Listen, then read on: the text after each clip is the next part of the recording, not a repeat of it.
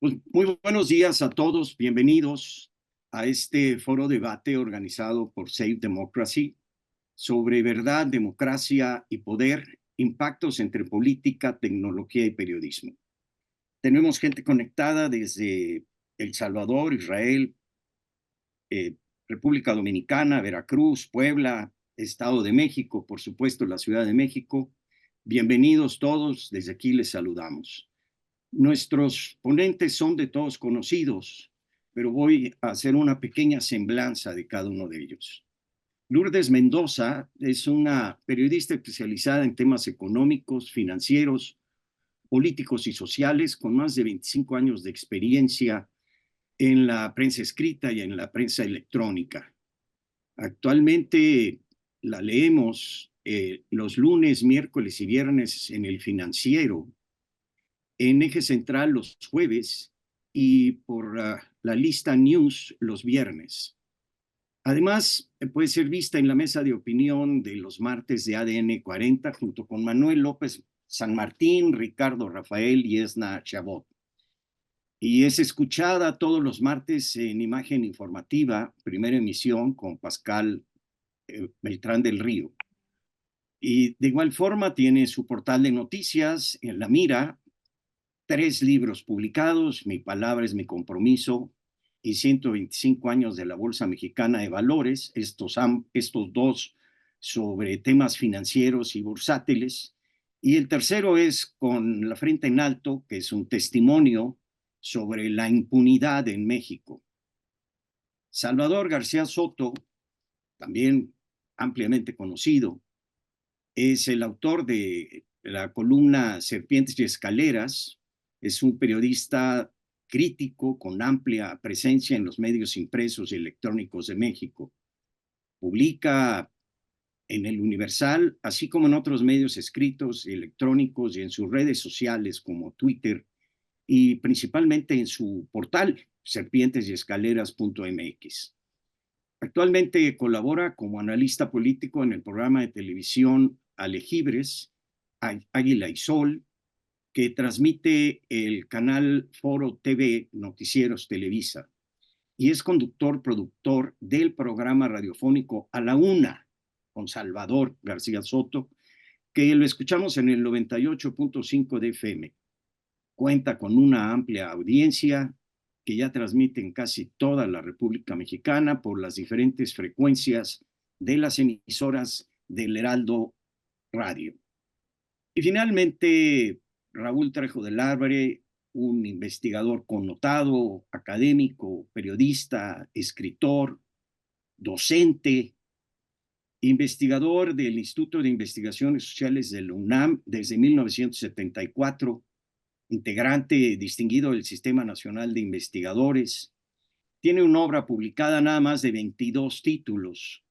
Es miembro fundador del Instituto de Estudios para la Transición Democrática y también es miembro de la Asociación Mexicana de Investigadores de la Comunicación, fundador de la revista Etcétera y Premio Nacional de Periodismo, cuya obra y enseñanza pues, ha iluminado a muchas generaciones de mexicanos y principalmente de periodistas. Bienvenidos a este foro. Muy buenos días.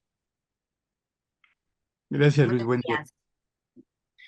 Pues bien, vamos a llevar nuestro programa. Cada uno de los ponentes va a tener 15 minutos para su exposición y luego vamos a abrir la mesa a preguntas y respuestas.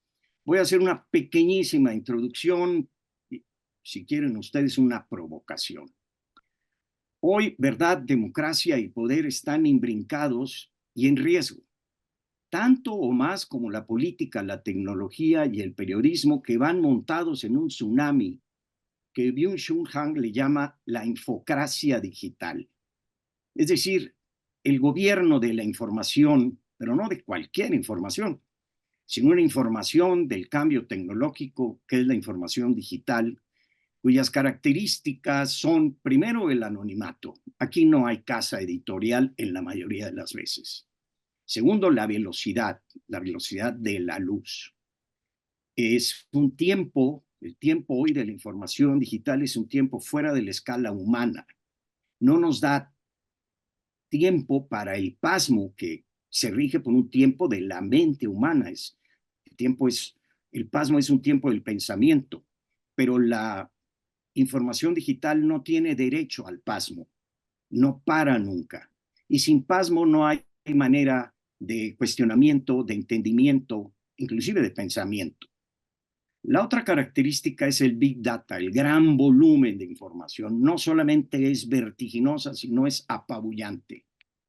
Y la tercera es lo indiscriminado de la información. Nos pueden presentar al lado de un meme, de un chiste, de una receta de cocina, la masacre más terrible del mundo. Finalmente, otra característica es la direccionalidad. Nos segmentan en audiencias, terminando de crear lo que también Byung-Chul Han llama infoburbujas autistas, que primero pues nos encierran en un círculo de gentes que piensan igual que nosotros, generan un gran narcisismo en las audiencias y nos impiden la alteridad, es decir, la relación con los otros. Así terminamos realmente hablándole al espejo, no hablamos en el ágora, hablamos entre los que pensamos igual. Este mundo de la infocracia es un mundo donde imperan los impactos. No importa la información, no importa la verdad, no importa inclusive cuando se desmiente la mentira, porque ya el impacto causó todo su efecto. Lo importante es la viralización de los impactos, llegándose a crear lo que se conoce como la infodemia, que es pues una pandemia de información. Pero no es una información, además, como estábamos acostumbrados antes, que se nos daba para que nosotros la digiriéramos. Esta es una información del mundo del datismo. Es un mundo en donde se nos da un dato que es algo dado, cerrado, que ya no requiere procesamiento, ni siquiera requiere meterse al microondas. Así como llega cerradito, hay que comérselo. Y este mundo del datismo nos ha privado del razonamiento, por supuesto, de la deliberación y de la comprensión. Al final, pues de la libertad, porque tenemos que comérnoslo. Así, este mundo de la infocracia no llama a la razón, no toca las puertas del pensamiento, sino se va directamente a la emoción. Y hemos sido convertidos en consumidores de emociones. Un ser humano no puede consumir eternamente comida, agua, licor, vestidos, pero sí puede consumir permanentemente emociones. Y así que hemos caído en el consumismo de las emociones. Y cuando consumimos, en lugar de satisfacer la necesidad, ese consumismo, ese consumo genera un consumo mayor, más acelerado. Finalmente, esta información del mundo del datismo nos ha encerrado en un mundo muy privado o en munditos privados, esas infoburbujas. Decían los griegos que el mundo se dividía en dos, el mundo privado, el cerrado, el de la familia, y el mundo plural, donde la gente salía al mundo abierto, a la ciudad. Y era en la ciudad, en el mercado, en el ágora, donde compartíamos nuestros diferentes mundos y generábamos un mundo común que nos comunicaba con lo plural, con lo distinto, nos generaba una comunicación y una comunalidad, generábamos algo común entre todos. Hoy, sin embargo, hablamos nada más con los que pensamos igual y terminamos, repito, hablándole al espejo. Finalmente, este mundo también de la infocracia es un mundo del anonimato que permite la vulgaridad, el salvajismo y la violencia en las comunicaciones. Las redes son verdaderamente salvajes. Y todo esto nos lleva a que se abre una gran posibilidad al no haber comprensión, al no haber razonamiento, al manejar las emociones, al condicionamiento conductual. Corremos el riesgo de ser consumidores de emociones conductualmente conducidas. Así, llegamos a la situación en la que se encuentra el periodismo y la información hoy en el mundo, que salpimentado con lo que tenemos hoy en México, pues encontramos lo siguiente: desinformación y sobreinformación, violencia, violencia para los medios de comunicación y para los actores de los medios de comunicación, no nada más de parte de la autoridad, sino del crimen organizado y de granjas cibernéticas. Medios y periodistas que han sido colocados en un doble papel. Hoy los medios y los periodistas no nada más informan, sino que además son nota, porque están inmersos en un juego del poder a los que los ha sumado el poder, de manera tal de desvirtuar su carácter de informadores y convertirlos en actores políticos con intención política. Y así resulta que si aparece un micrófono en un retén, pues no está informando, sino que el micrófono fue el que armó el retén. Y si se publica la nota de un crematorio clandestino el día que va una candidata a ese lugar, a esa alcaldía, pues resulta que también todo fue armado y ahora los periódicos tienen que programar la información, pues, en función de las agendas de los actores políticos. Y finalmente, lo que vimos ayer, que es algo que será discutido ampliamente, hay una prohibición oficial para que las personas que trabajan en el Politécnico den entrevistas sin una aprobación previa. A todo esto se le suma un serio periodismo cortesano y las elecciones.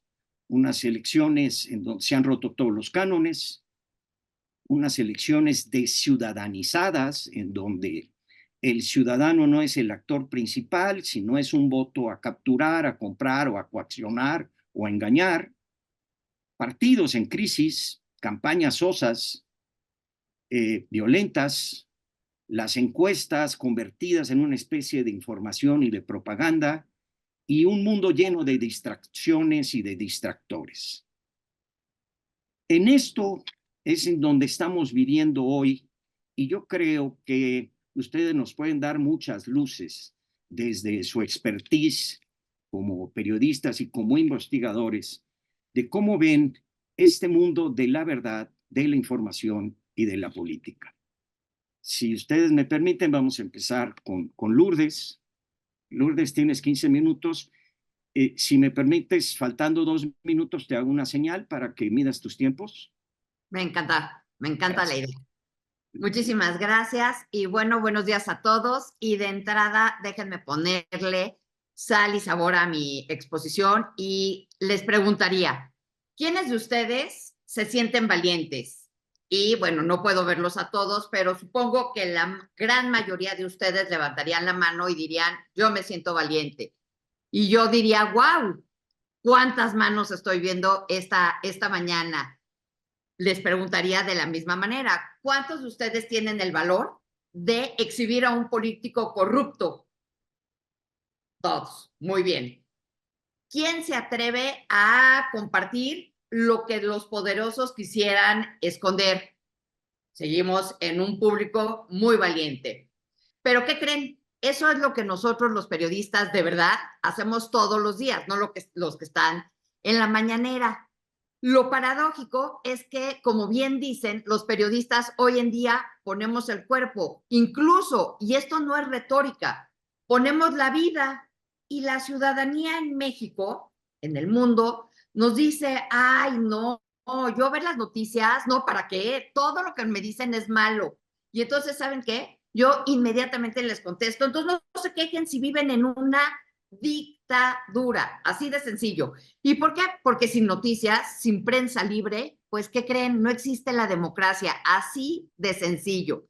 Realizar un periodismo crítico como el que hago yo, como el que hacen mis compañeros, pues en los gobiernos como en los que vivimos hoy, por lo menos aquí en México, en este gobierno populista, pues nos puede costar la vida, la libertad, la tranquilidad y no nada más la nuestra, la de toda nuestra familia. Además, déjenme ponerlo en un gran contexto.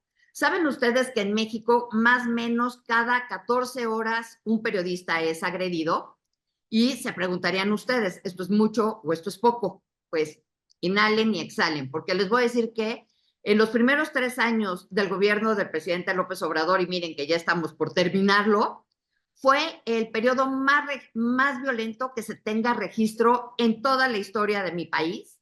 Y esto no es de acuerdo con mis datos, sino con artículo 19. En México, tristemente, hoy vemos que hay más periodistas muertos que en la guerra de Ucrania. Y como aquí hay gente de toda América Latina, déjenme ponerlo en este contexto. En promedio, oigan ustedes, cada 2 horas en 14 países de América Latina hubo alertas contra la libertad de expresión. Creo que esto es gravísimo. Libertad de prensa y el derecho a la información. Entonces, pues mire, si estuvieran ustedes, y creo que todos están en su casa, y no importa el horario, pues yo le diría, como escribo yo en mis columnas en El Financiero, váyanse por un fuerte porque lo van a necesitar.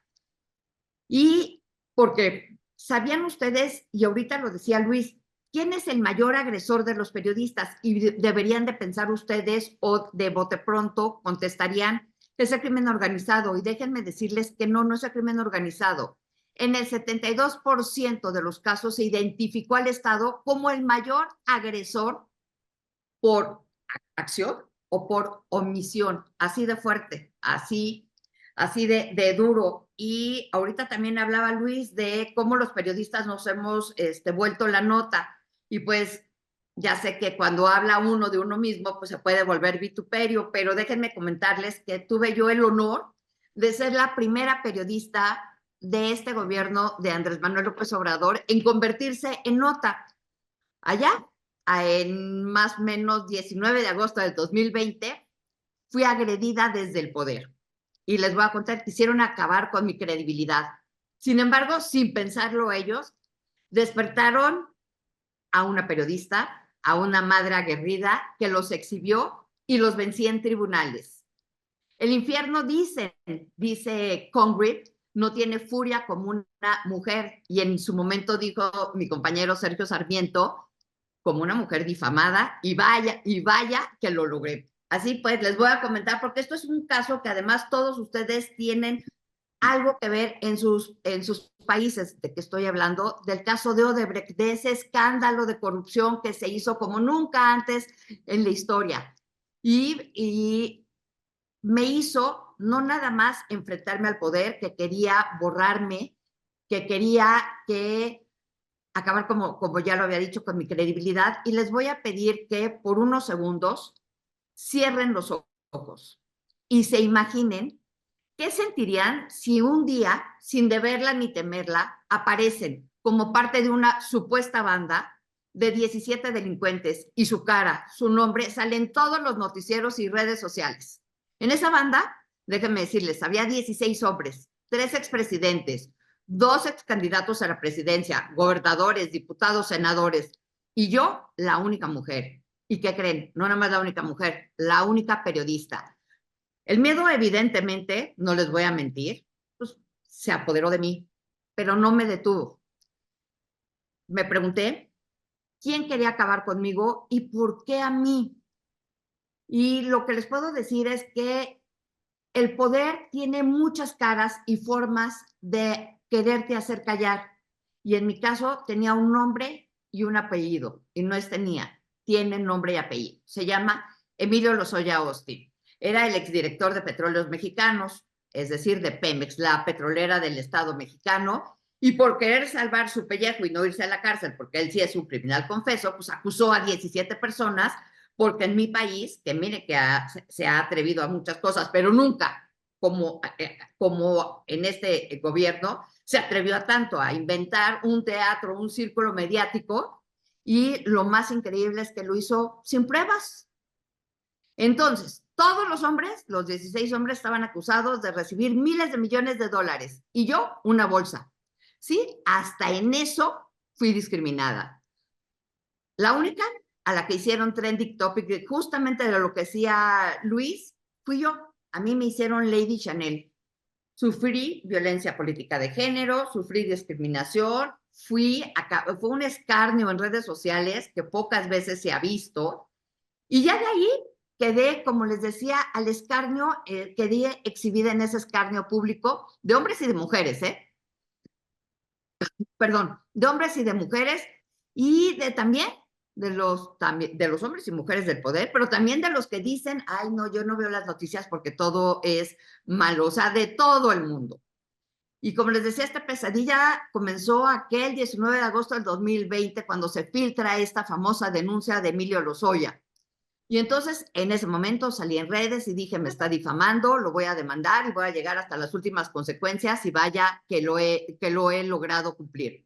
Ahora bien, hoy que estamos hablando en medio de una elección, creo que la elección más importante que tiene mi país, y creo que cada 6 años decimos exactamente lo mismo, por lo menos en mi país, cada 6 años que vienen las elecciones. Sin embargo, esta no nada más es por la cantidad de gente que va a salir a votar, sino porque estamos decidiendo entre dos modelos totalmente diferentes, democracia o dictadura.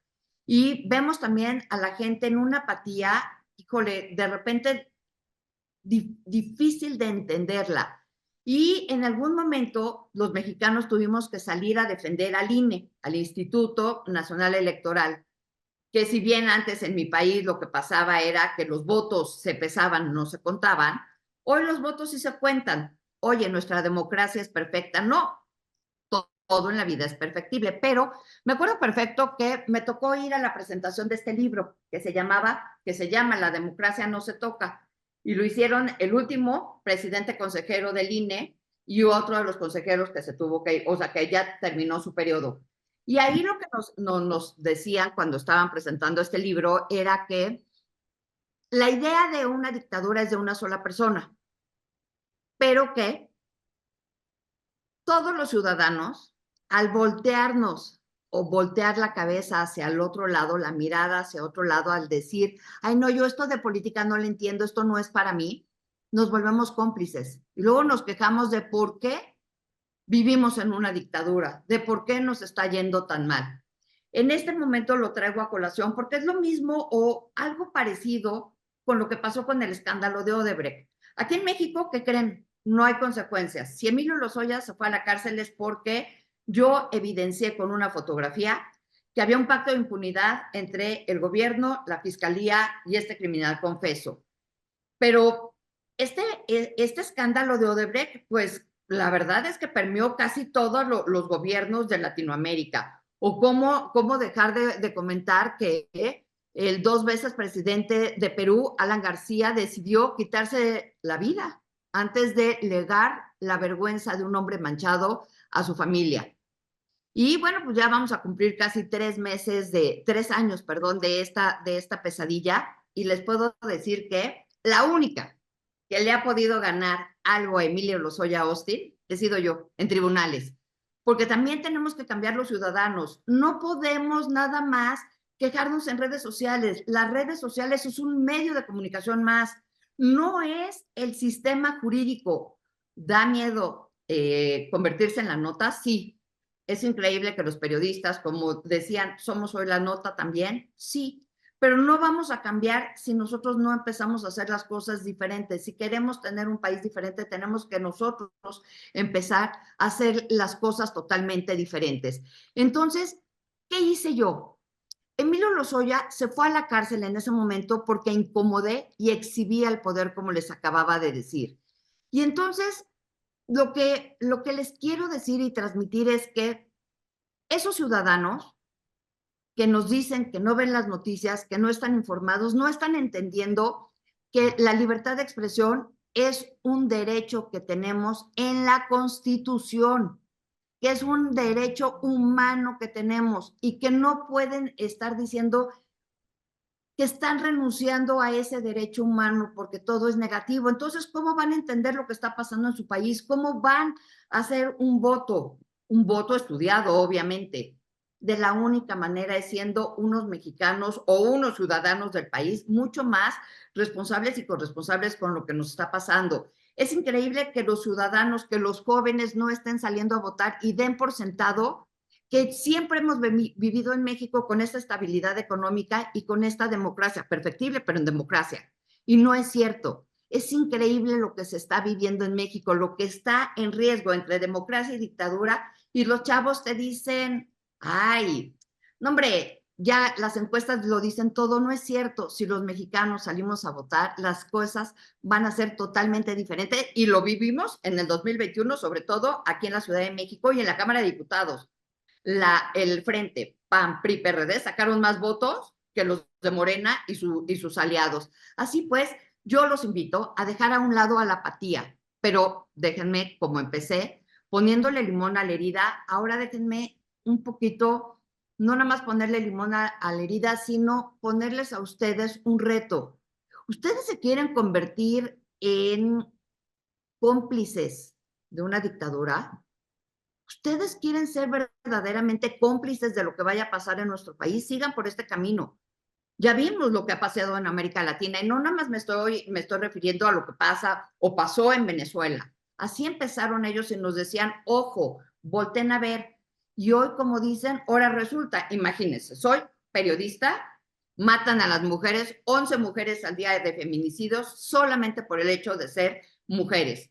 Soy periodista atacada. Y entonces, si las agresiones vienen desde el poder, que son el 75% de las agresiones a los periodistas vienen desde los 3 niveles de poder, no se equipara esa agresión con la que vemos de la ciudadanía al tolerar absolutamente todo, al que hemos perdido como seres humanos esta capacidad de indignarnos de los muertos que hay. Nunca habíamos tenido una elección tan sangrienta como la que hoy tenemos y decimos, ay, sí, hay muertos. O lo que le pasó a Cecilia Flores, la madre buscadora, tiene 2 hijos buscándolos, y cómo se le fue el gobierno apenas ayer o antier encima a decir que no era cierto, que no había restos humanos y que eran restos de perros, porque se atrevió esa madre buscadora a enfrentar al presidente.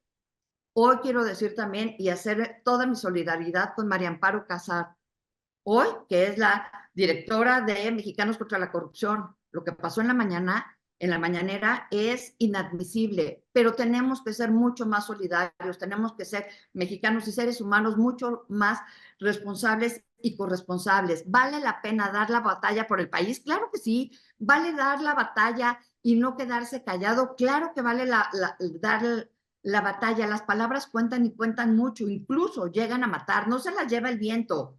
Ojo, las palabras tiznan, manchan. Ya vemos el atentado que sufrió en su momento Ciro Gómez Leiva. Gracias a Dios no lo mataron. Pero entonces, también sean igual que los periodistas. Nosotros estamos no nada más dando la batalla, estamos dándola incluso la vida. Sean ustedes también un poquito más corresponsables como ciudadanos del devenir de nuestro país en este momento en donde hay, vuelvo a repetir, como disco rayado, está en riesgo la libertad contra la democracia. ¿Cómo luchar contra las fake news? Muy fácil, leyendo.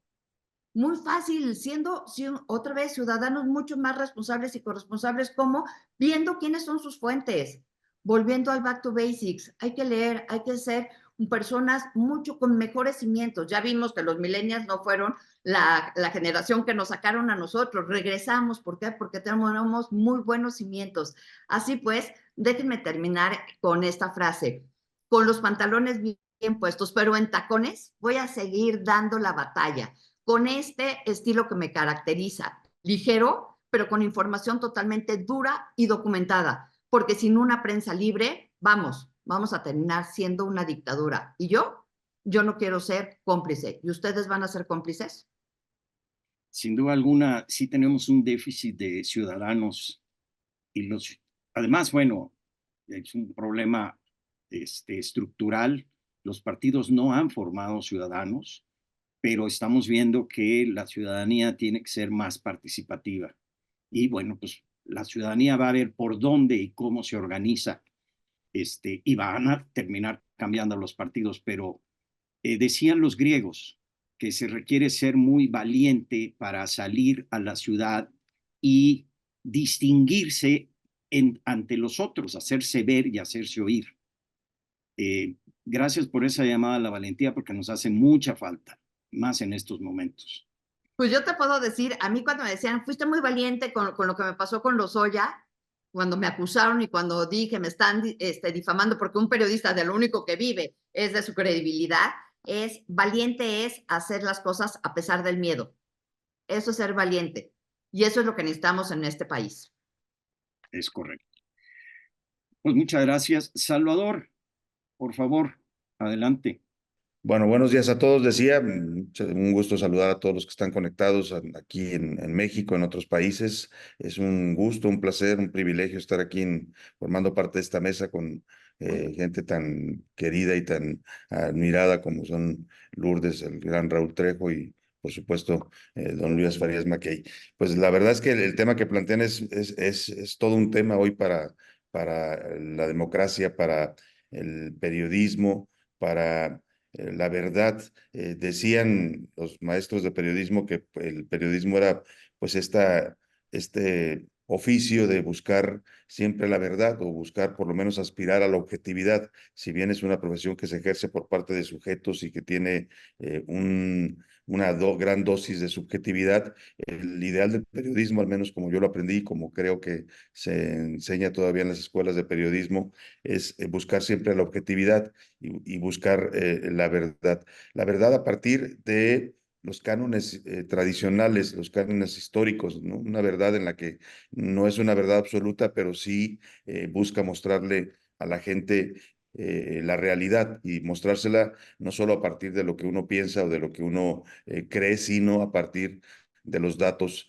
específicos y los documentos que comprueben o sostengan esa verdad. De tal modo que este planteamiento original de una labor como es la del periodismo, que ya Lourdes lo define muy bien, es una labor indispensable para la democracia de cualquier país, pues se convierte en esta aspiración pues colectiva. En México pasamos de una historia de un periodismo siempre combativo, con esta característica de crítica al poder, pasamos a una época en los años de la dictadura priista, la dictadura perfecta de la que hablaba Vargas Llosa, a una prensa que se pues dividía entre la prensa que estaba controlada y sometida por el gobierno y la prensa que seguía ejerciendo este derecho a la crítica. Y así hemos evolucionado también conforme llegó la alternancia democrática a este país en el año 2000. También la prensa se liberó de aquellos controles tan fuertes que teníamos históricamente, de aquellos yugos, de aquellos mecanismos de control que iban desde controlarle el papel a un periódico si se empezaba a ser crítico del gobierno, o cancelar una concesión de radio, o pedir la cabeza de un periodista en radio, en televisión o en la prensa que traspasara ciertos límites de respeto o de los códigos que entonces que existían. Yo recuerdo mucho que cuando yo llegué a las redacciones, me decían mis jefes de información que yo podía escribir lo que quisiera y lo que viera en mis coberturas, pero que había tres cosas que eran intocables en este país. Estoy hablando de los años finales de los años 90, y, y esas tres cosas eran el ejército mexicano, el presidente de la República y la Virgen de Guadalupe. Eran tres figuras intocables, nos decían a veces en algunas redacciones, en donde no se podía mencionar o criticar en una nota porque se transgredían ciertos límites. Eso cambió, afortunadamente cambió. Lo decía bien Lourdes, yo creo que somos parte de una generación que le toca ya una apertura democrática que también coincide con un aumento de la libertad de expresión en México, con una apertura de los medios que junto con la alternancia política encuentran que sí se puede cuestionar al poder, que tiene sus costos, como dice Lourdes, que requiere cierta valentía, pero que también es necesario para una sociedad que necesita formar ciudadanía y necesita fortalecer su democracia. Y en esa vorágine en la que nos abrimos, se abrió o se amplió la libertad de expresión en México en los años 2000, pues hemos ido evolucionando y pasamos de esta libertad. Alguien lo llamaba entonces la borrachera democrática de los medios, porque se volvió ya algo común no sé, criticar al presidente, cuestionar, hacer chistes a partir de una figura como la de Vicente Fox, a, a ir, digamos, profesionalizando cada vez más el periodismo en México. Llegamos a un periodismo de investigación con la apertura también de las fuentes de información del gobierno, la creación del INAI, este instituto que hoy está bajo asedio del gobierno, que lo han querido desaparecer, que lo han estrangulado, pero que ahí está y que se convirtió también en una fuente de información muy importante para los periodistas mexicanos que a través del mecanismo de transparencia y a través de las solicitudes de información empezaron a develar una serie de secretos, de corrupciones, a documentar todo lo que siempre se había dicho y se había pensado de nuestros gobernantes en cuanto al mal uso de los recursos públicos, pero era diferente ahora verlo ya sustentado en documentos. Y en eso estábamos, en esta profesionalización del periodismo en este país, en el impulso al periodismo de investigación, cuando llegan las redes sociales. Esto que Luis describía como ya no el ágora antiguo donde la gente salía a expresar posiciones y se armaba el debate público, pues llegan como pues originalmente como un planteamiento de libertad. La tecnología nos trae, la era del Internet nos abre todo un mundo de conocimiento y las redes sociales se convierten en un vehículo que ofrecen difundir ese conocimiento y difundir también las opiniones de la gente o lo que cada quien quiera expresar. Esta tecnología que a mí en el principio, y yo creo que a muchos de ustedes que están conectados y a los que estamos aquí en la mesa, nos fascinó porque es un medio donde cualquiera puede expresarse, donde un poco también el periodismo se democratiza, por llamarlo de una manera, se ciudadaniza, donde cualquiera con un teléfono o un celular puede convertirse en reportero y mandar información.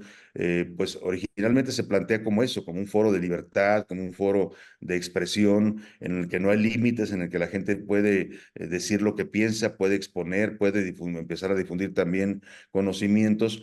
Y así nacen las redes sociales originalmente. Eso es lo que las vuelve tan fascinantes, hace que todo el mundo nos queramos conectar, que queremos una cuenta, que nos queremos un personaje para las redes sociales.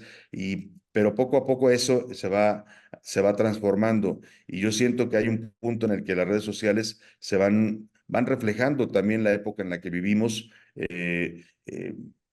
Porque en el mundo empiezan estos movimientos populistas, demagógicos, que pueden ser de izquierda o de derecha, no importa la orientación ideológica. Las ideologías, de hecho, se desdibujaron desde que termina un poco la Guerra Fría y empieza este nuevo mundo en donde pues estamos globalizados, en donde podemos conectarnos con gente de cualquier parte del mundo, en donde ya la línea ideológica se vuelve difusa. Pero entonces surge esta otra opción política que es el populismo de izquierda o de derecha, que amenaza las democracias y que las va también pervirtiendo. Y esas figuras políticas que son claramente identificables en el mundo, extremistas de derecha, extremistas de izquierda, en Europa, en Estados Unidos, en América Latina, pues también encuentran que estas redes sociales que solían ser más ciudadanas en su origen, pues que planteaban eso, una ciudadanía informada, una ciudadanía libre, una ciudadanía que tuviera canales de expresión para no limitar su libertad de expresión, pues encuentran también ellos un vehículo para posicionar sus, eh, sus, eh, sus planteamientos políticos o sus ofertas políticas. Y creo que ahí un poco es donde se produce lo llamo yo el envenenamiento de las redes sociales. Entran estos movimientos demagógicos a polarizar, a empezar a subir una serie de informaciones y mucha gente se identifica con estos movimientos a favor o en contra. La característica de estos movimientos en cualquier país en donde han gobernado es que terminan polarizando y dividiendo a las sociedades. Un poco lo que Lourdes describía en este contexto hoy mexicano que estamos enfrentando una elección donde se plantea este dilema de si vamos a una dictadura o si queremos mantener nuestra democracia, pues es producto de esto. En México, la llegada al poder de Andrés Manuel López Obrador logra este efecto que ya había ocurrido, lo hemos visto en otros países de América Latina, lo vimos en Estados Unidos con Donald Trump, lo vimos en algunos países de Europa, marcadamente en la Gran Bretaña, con todos estos movimientos del Brexit y de la llegada también de personajes de estas características al poder. Y creo que ahí es donde empieza esto que Luis describía. Se va mezclando también con la evolución de las redes, ya no son redes tan inofensivas como eran al principio Facebook o Twitter, que eran más o menos transparentes, que uno sabía quién escribía, que tenías un perfil real, y empiezan a ser manipuladas y empiezan a ser objeto de todo esto que hoy vemos que se vuelve parte incluso de las contiendas políticas en el mundo, que es el uso de estas redes como un mecanismo de propaganda. Y entonces aquí me parece que es donde el asunto cambia y esta tecnología y estas redes se convierten primero de ser una oportunidad para el trabajo de los periodistas y también una oportunidad para la libre expresión de los ciudadanos, pues se convierten en un vehículo que si bien algunos lo siguen utilizando para eso, empiezan a sufrir este bombardeo que mencionaba Luis de notas indiscriminadas o de información que ya no es tan precisa, que ya no es tan real, que ya no se vuelve tan confiable porque además está manipulada. Y se descubren casos como los de Cambridge Analytics en las elecciones de 2016 en Estados Unidos, en donde ya las propias redes como Facebook, Twitter, terminan siendo utilizadas por estos movimientos políticos y se documenta que ellos mismos te empiezan a facilitar datos de sus millones de usuarios en todo el mundo para hacer básicamente campañas políticas a través de las redes. Y este escándalo pues, demuestra también que ahí es donde creo yo que se pervierte este sentido original y se convierten en estos foros de los que hoy hablaba Luis, pues que sí siguen siendo también una oportunidad, pero también se convierten en un peligro para la democracia. Y además también empiezan a surgir todos estos mecanismos de control de estas redes, que son la creación de las granjas de bots, los grupos manipulados ya por computadora, en donde pueden generar tendencias artificiales o tendencias políticas, y ahí el asunto cambia, pues las redes ya no son solo una oportunidad, sino son también un reto ahora para la democracia, un reto ahora también para la libertad, un reto también para el periodismo, porque publicar en una red social pues tiene un impacto enorme, lo decía bien Luis, hoy son el foro donde la gente se conecta para enterarse de los asuntos políticos, para enterarse de los asuntos informativos. Mucha gente se informa a través de las redes sociales y ahí hay un problema grave porque efectivamente las redes sociales hoy ya no son del todo confiables, están viciadas, están manipuladas y además se han cargado de este odio que traen consigo estos movimientos políticos, esta división entre si estás de un lado o estás de otro. Para un periodista, eso plantea todo un reto y yo respeto mucho y veo muchos compañeros periodistas que han tomado partido y está bien. Dice Lourdes, hay que ser valientes y hay que encarar lo que estamos viviendo y es un reto para lo que viene en el país. Coincido totalmente con ella. Yo como periodista trato siempre de ubicarme, porque insisto, así me enseñaron y así aprendí a ejercer la profesión, de ubicarme en el medio. No es falta de valor lo que dice Lourdes. Hago la crítica al gobierno, hago la crítica a lo que creo que está mal de un lado y del otro, pero trato de no tomar abiertamente partido a favor o en contra de un movimiento político. ¿Se vale hacerlo? Me parece que es totalmente válido. Hoy en México el periodismo está dividido también entre los periodistas que están a favor del gobierno de López Obrador o los que están en contra. Y hay una militancia desde ambos lados. El periodismo se vuelve también en ese sentido un periodismo militante. Hay periodistas que han tomado esto como una causa válida, pues, para ejercer la profesión, para combatir lo que se ve como una amenaza de dictadura o una dictadura que ya está en ciernes, pues, pero que se puede consolidar en un futuro inmediato. Y el otro lado, pues también tienen una batería de ideólogos, periodistas, opinadores, que también, esos también son militantes claramente, y entonces se produce esta polarización tan fuerte en la que hoy nos encontramos. Decía Luis, el peligro de las redes sociales no es solo, hoy ya las redes sociales, hablaba yo del ideal de la verdad como el ideal del periodismo y quizás de muchas otras actividades del ser humano, de muchas disciplinas académicas, filosóficas, qué sé yo, pero hoy ya no vivimos necesariamente en la búsqueda de la verdad. Nos han metido a querer o no, a fuerza de estos movimientos que narraba y de esta transformación que ha vivido las redes sociales y el uso de la tecnología en la información, nos han metido en la era de la posverdad. Hoy ya no importa tanto la verdad, importa, como bien decía Luis, lo que alguien diga y el impacto que tiene en las redes. Si eso que dice no es verdad, no importa tanto, porque si recibió muchos likes o muchos retweets o muchos me gustas, pues entonces se convierte en una verdad. Y entonces hoy las redes sociales están saturadas de muchas verdades y esto para la gente es algo confuso, para la democracia es un riesgo y un peligro, ya se ha visto con ejemplos claros como los que mencionaba.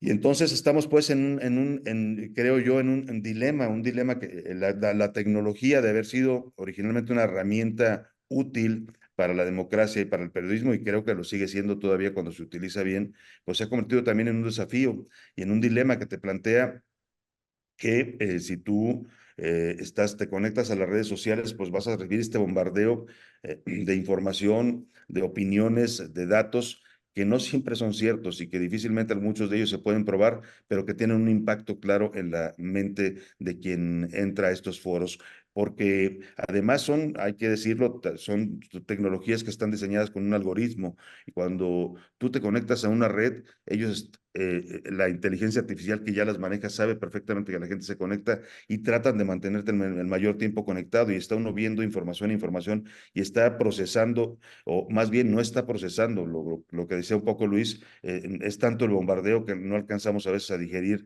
todo lo que nos dicen.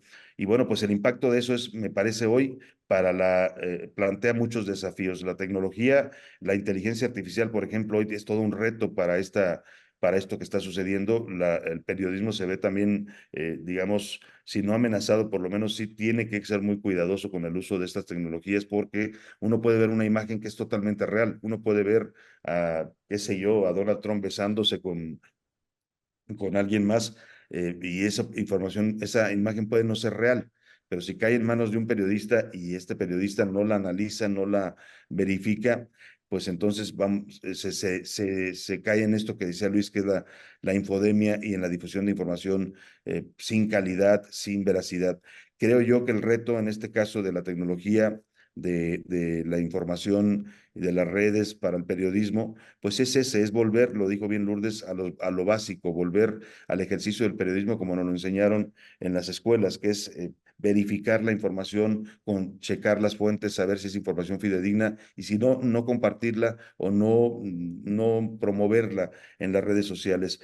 Creo que para la democracia también es un reto que hoy estamos viéndolo claramente en México, que las redes se convierten en actores políticos y la difusión de encuestas, la difusión de información que no necesariamente es verificable, sí se convierte, insisto, en una amenaza para también la democracia. Creo que es un dilema de este tiempo, lo que originalmente era una gran oportunidad y un gran canal de información, hoy es un dilema y tiene que ser usado y tiene que ser visto y valorado con criterios diferentes, con criterios pues que por lo menos apelen a verificar la información o buscar a fuentes confiables en el caso de las redes sociales.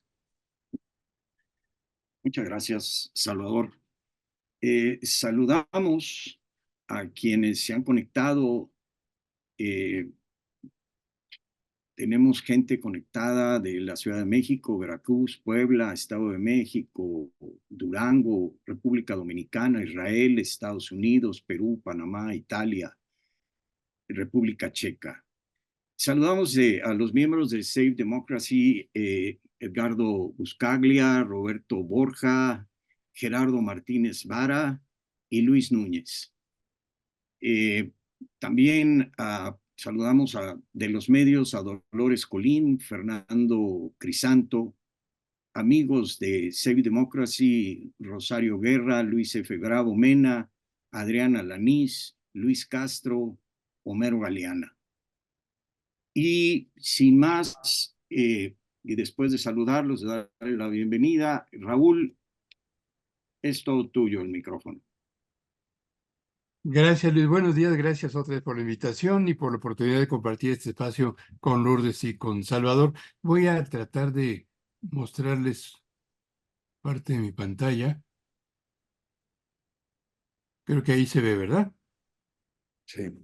Ok, bueno, voy a continuar un poco con esta serie de observaciones que hacía Salvador García Soto. Estamos en una época con una hipercantidad de información, con redes sociodigitales que amplifican y a veces distorsionan lo que dicen los medios profesionales. Estamos confundidos por esa gran cantidad de información a la que hacía alusión Luis Farías en su presentación y estamos saturados por una gran cantidad de mentiras también. La verdad es que las mentiras no son nuevas ni en la vida pública, ni en la vida de las personas, ni en la política. Hace ya más de medio milenio que Nicolás de Maquiavelo decía que le aconsejaba al príncipe Lorenzo de Médicis que había que aprender a engañar para poder persuadir a los gobernados. Esto nunca ha dejado de ocurrir, pero ahora estamos ante la abundancia de mentiras que son apuntaladas y a veces generadas incluso con recursos tecnológicos de carácter digital. Las mentiras son mucho más eficaces cuando coinciden con nuestras apreciaciones previas acerca de un asunto. Si nos dicen alguna información desfavorable a un gobernante que nos cae mal, tendemos mucho más a creer en esa versión, aunque no esté verificada, aunque sea disparatada, aunque no sepamos bien la fuente, que si tuviéramos una opinión diferente a ese personaje, acerca de ese personaje político. Estamos tan abrumados de tanta cantidad de información que con frecuencia no nos damos el tiempo ni el trabajo de verificar que esa información es no solo verosímil, sino si es cierta o no. Eh,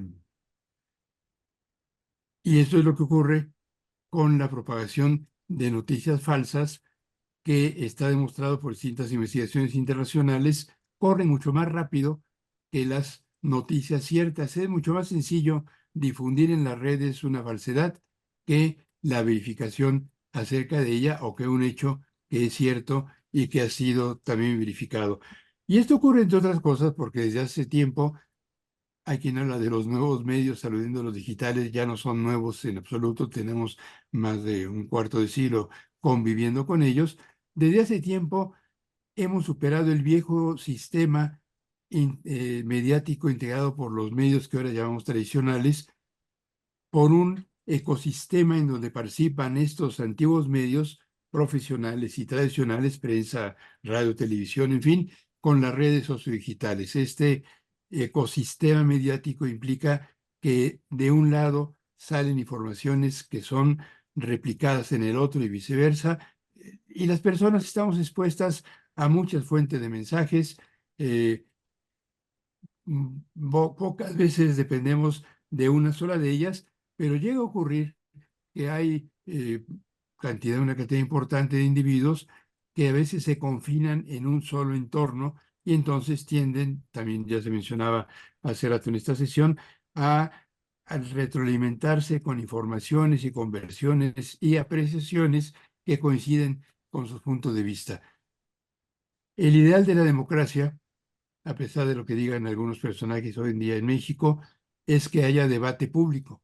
La deliberación pública, la discusión de ideas, la presentación de argumentos, el contraste de unos y otros, que es saludable e inevitable en toda sociedad que es por definición plural, como son nuestras sociedades hoy en día, es parte de la democracia que por supuesto no se agota, es, es indispensable que haya voto, pero la democracia no se agota en el ejercicio del sufragio y por eso la circulación de versiones falsas erosiona de manera tan lacerante al entorno público y a la posibilidad de que haya debate. No se puede debatir cuando hay mentiras. Cuando hay mentiras, lo que hay que hacer es aclararlas, refutarlas, ofrecer de datos realmente comprobados.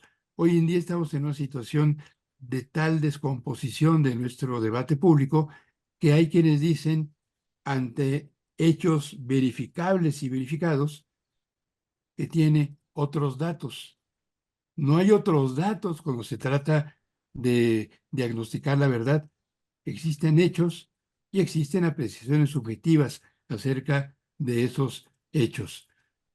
Pero en las redes sociodigitales particularmente, y a veces también en el consumo de algunos medios de factura convencional, acostumbramos encerrarnos en microclimas, en entornos autorreferenciales, por ejemplo, nuestro muro de Facebook o la red que creamos en Twitter o como quiera que sea que se llame ahora, o en cualquier red sociodigital, en donde por lo general seguimos y nos siguen personas con puntos de vista similares a los nuestros.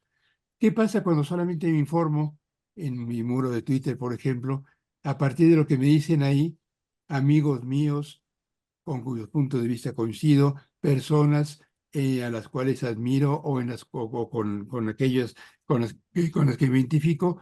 Si me informo solamente en fuentes que retroalimentan lo que yo ya pienso, pues no voy a saber bien a bien lo que ocurre en el país y en el mundo, y entonces nuestros prejuicios, nuestras antipatías, nuestras simpatías a veces son reforzadas y tendemos a creer en mentiras. Por eso, por inverosímiles que parezcan, han sido creídos muchos bulos, muchas versiones falsas en el mundo en la época reciente.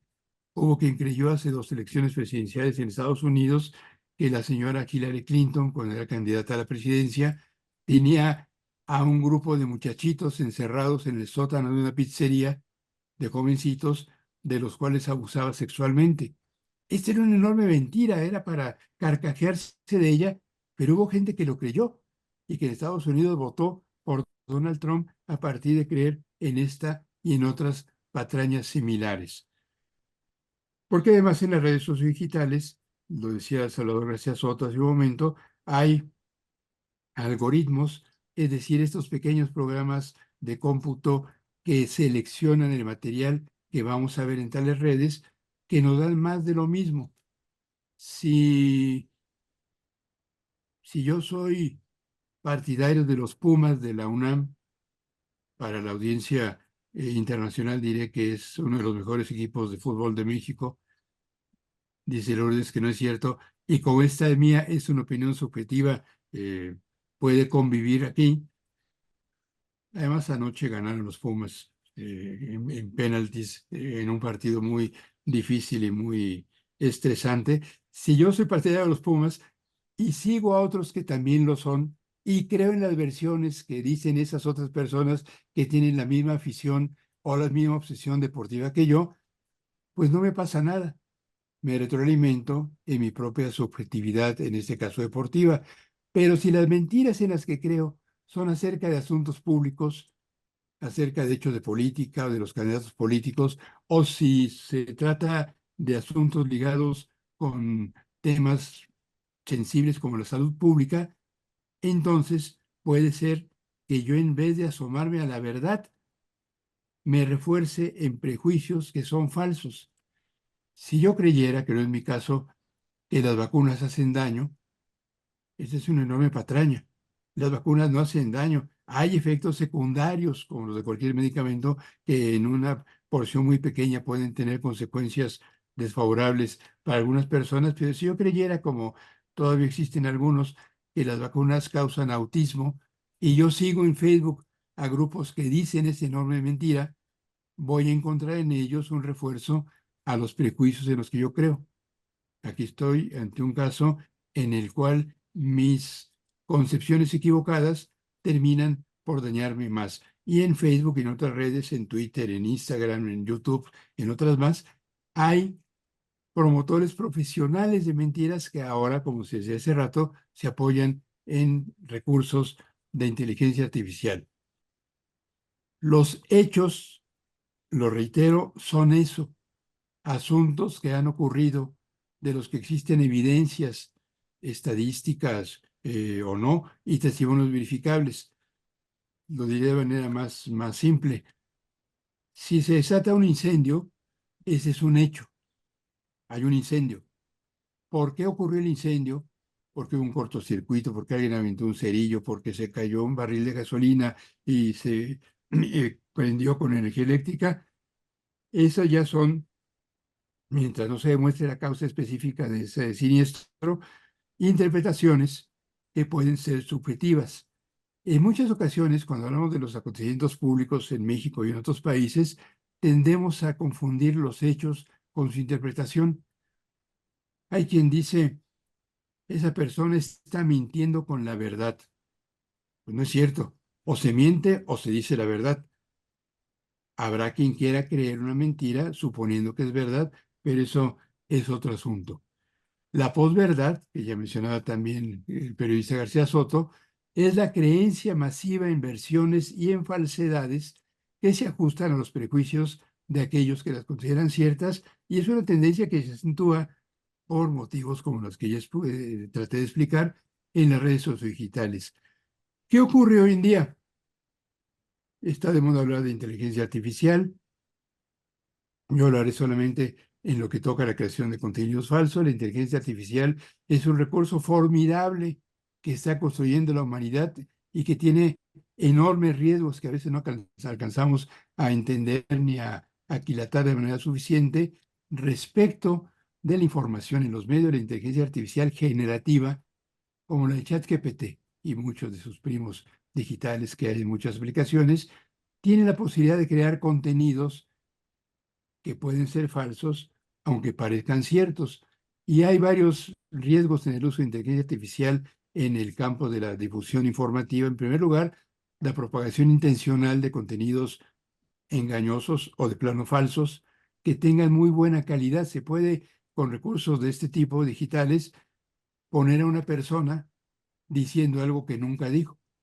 En un momento veremos un ejemplo al respecto. En segundo lugar, la inteligencia artificial puede reforzar las cámaras de eco autorreferenciales, pueden darnos mucho más de lo que ya tenemos en nuestras redes sociodigitales debido al manejo mucho más eficiente, ahora con la inteligencia artificial, de los algoritmos. En tercer término, eh, cuando se hacen contenidos con inteligencia artificial, y este es un riesgo en el cual están incurriendo muchos medios en todo el mundo, se tiende a crear contenidos que dicen todo lo mismo con ligeras variantes. En muchas redacciones y en México ya hay medios digitales que están haciendo uso de este recurso, se está prescindiendo de los periodistas y redactores por sistemas de inteligencia artificial. Le dicen, ChatGPT, escríbeme una nota sobre el partido de fútbol de anoche. Y recogiendo información en línea, el ChatGPT en un segundo nos puede dar una nota bien estructurada, siguiendo las reglas del periodismo informativo. Y si alguien más le pide una nota sobre el mismo tema, el chat hará algo muy parecido. Estamos creando contenidos digitales a fuerza de, para ahorrar dinero y ganar tiempo, acudir a la inteligencia artificial. Estamos haciendo un periodismo en línea con mucho de lo mismo. En cuarto lugar, las aplicaciones de inteligencia artificial se equivocan y mucho, entre otras cosas porque aprenden, es decir, toman su información de fuentes que pueden tener errores, y a todos nos ha ocurrido si usamos recursos como el ChatGPT, que de pronto nos dice mentiras. No hay que creerlo y mucho menos tomarlo como una fuente confiable, nos da pista para luego buscar información. Con recursos como estos se han creado eh, animaciones o escenas digitales de hechos que no ocurrieron. Hace un año, un poquito menos, en Estados Unidos, por ejemplo, se propagaron imágenes del expresidente ya Donald Trump, en donde se ve muy amistoso con el doctor Anthony Fauci, que fue quien encabezó la indagación de la pandemia, las acciones contra la pandemia en aquel país. Allá sí funcionó la acción contra la pandemia. Fauci era enemigo político de Trump y un adversario, a su vez político de Trump, creó estas imágenes para desacreditarlo.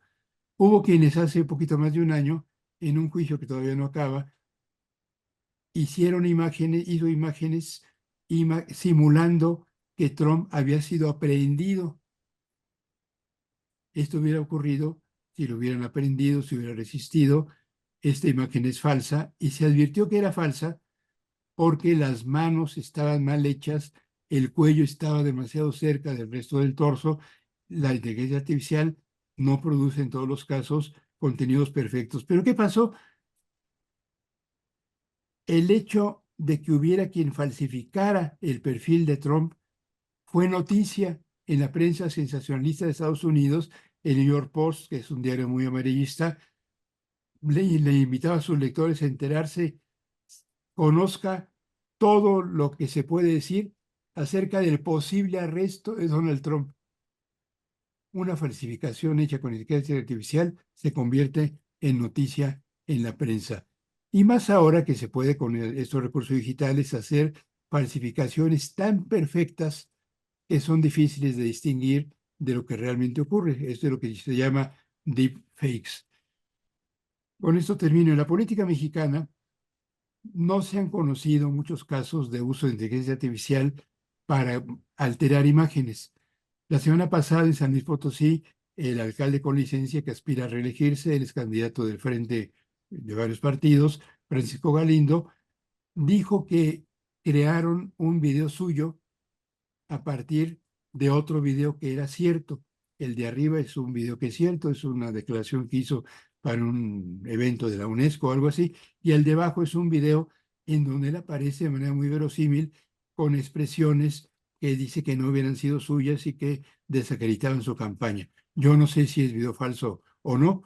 Lo que es un hecho es que el señor Galindo demandó por este video a todos sus opositores, sin tener evidencias de si alguno de ellos fue el que mandó a hacer este asunto.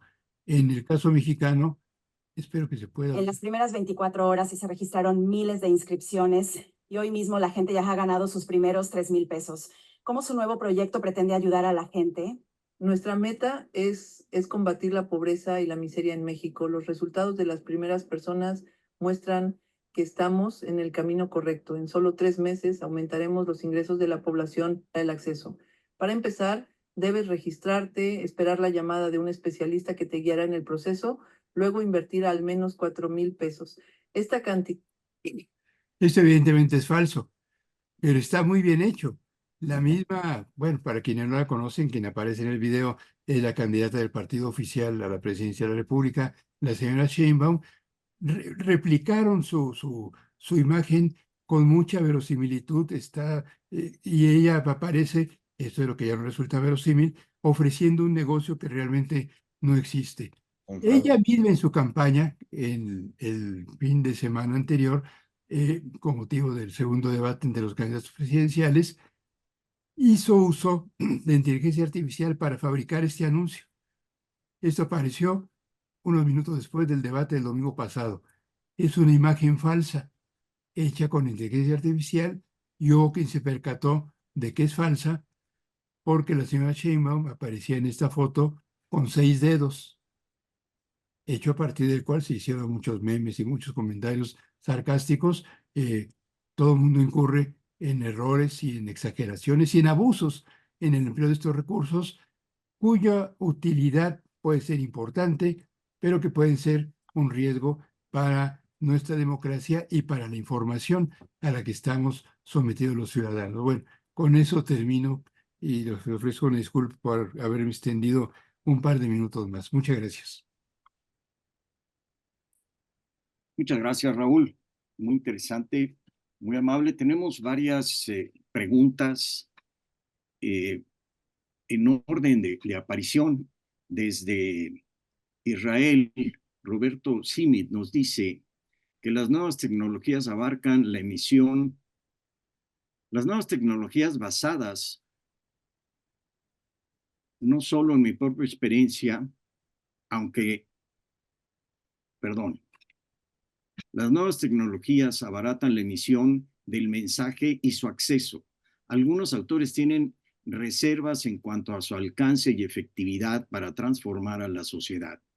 Ello más aún cuando algunos estudios advierten que las audiencias en Internet están volcadas más a un consumo de odio que político y que la tecnología no facilita el acceso al poder de los más desfavorecidos, sino que fortalece a las élites dominantes. Creo que es preciso subrayar las limitaciones del funcionamiento de la conversación 2.0. Los participantes pueden estar, la conversación puede estar contaminada por el bullshit y en la red es más accesible la información falsa sin contestar alentada por el anonimato de muchas de sus fuentes.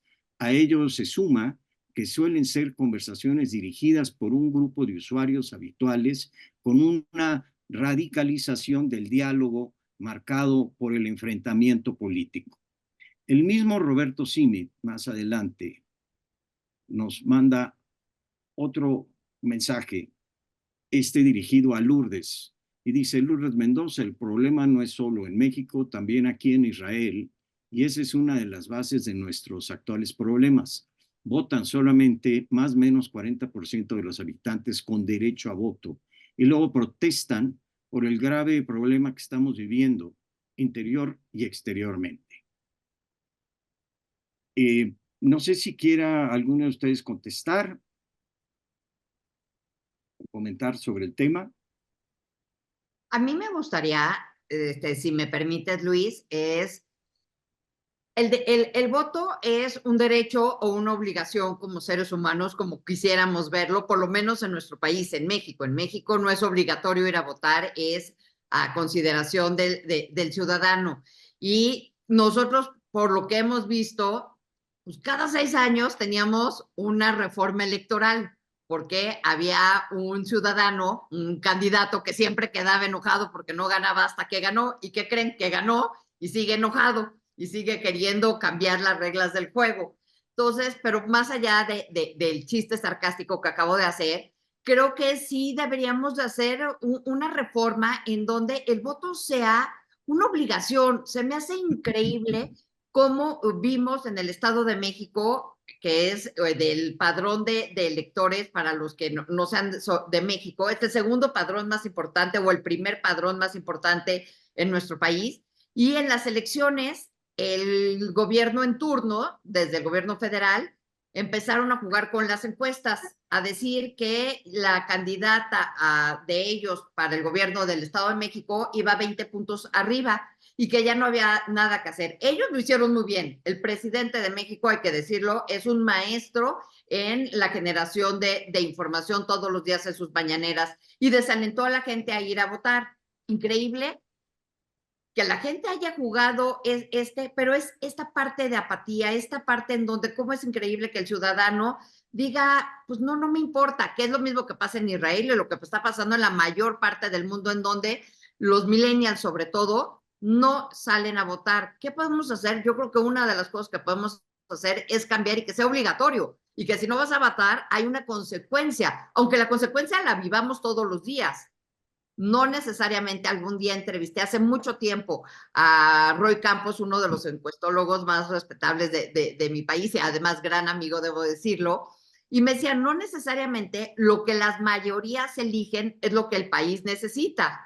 Eso es lo importante de las democracias. Tú sales, te informas, votas, y eso es lo que la gente decide. Pero cuando tienes un padrón electoral y solo sale el 30, el 35% de la población, como en el Estado de México el 47%, es frustrante. Es decir, ¿en qué país estamos viviendo? ¿Qué es lo que nos está faltando? Sin embargo, lo que hemos visto en estas elecciones es que los chavos en las universidades, ellos sí están interesados. Ellos sí, por lo menos les hemos visto una chispa mucho más importante que esta generación de entre 30 y 40, que son los que creen que, pues, que no son hijos de la crisis como nosotros, los que estamos aquí sí hemos sido, y que a lo mejor vivimos lo que era tener un país de los 70 años del PRI, en donde pues el voto no contaba, ni se contaba, se pesaba, ¿no? Sí. Bueno, conforme a nuestra Constitución, el voto es un derecho y una obligación, pero es una obligación cuyo incumplimiento no tiene sanción. Es decir, es una ley imperfecta porque si no votas no hay ningún castigo. Quisiera señalar de Ricardo Heredia, que pregunta: ¿cómo bordear el límite del periodismo crítico e independiente sin convertirse en militante partidista de la oposición? Qué pregunta esa. Yo sí me aviento a contestarla porque no es nada fácil en un ambiente tan polarizado el lograr eso. La verdad es que se ha vuelto uno de los retos, yo creo que hoy para el periodismo en México, porque en las redes no importa lo que digas, siempre te van a criticar, siempre te van a atacar. Ya se hablaba de este ambiente tan nocivo en el que se han convertido la conversación digital, pero y siempre te van a descalificar. Y lo decía bien Raúl en los ejemplos que ponía, una cosa es lo que tú posteas y la opinión que tú emites o el dato que estás, a veces ni siquiera es una opinión, es un simple dato, pasó esto en tal lugar, subes un tweet meramente informativo y aún así las reacciones van a ser atacando, diciendo, ¿y tú cómo sabes? ¿Y por qué difundes eso? ¿Y quién te pagó? ¿Y estás del lado de tal partido y eres un chayotero o eres un pro obradorista?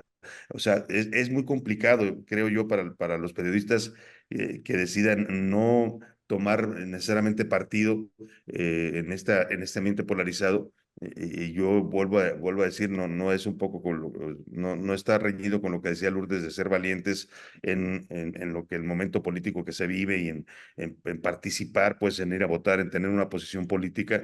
Me parece que eso no está reñido con también aspirar dentro de la práctica del periodismo a no caer necesariamente en esta polarización. No, cómo bordearlo es muy complicado, la verdad. Es un ejercicio de todos los días. Los que hacemos periodismo diario, yo hago todos los días un noticiero de radio y publico una columna política, y es complicado tratar de mantener ese límite porque finalmente sí es un ambiente en el que digas lo que digas, te van a cuestionar, te van a destrozar, te van a descalificar, y lo que se debe aspirar, yo insisto, es tratar de volver en ese sentido a los principios básicos del ejercicio periodístico, que es la verificación de información, la verificación de fuentes y la difusión de información, pues que a veces no gusta de un lado o del otro, ¿no?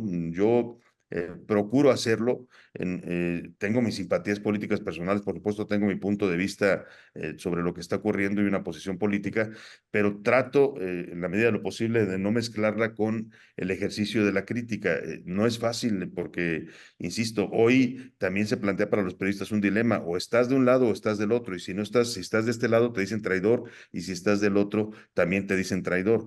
Y yo creo que al final el mejor termómetro para esto que plantea nuestra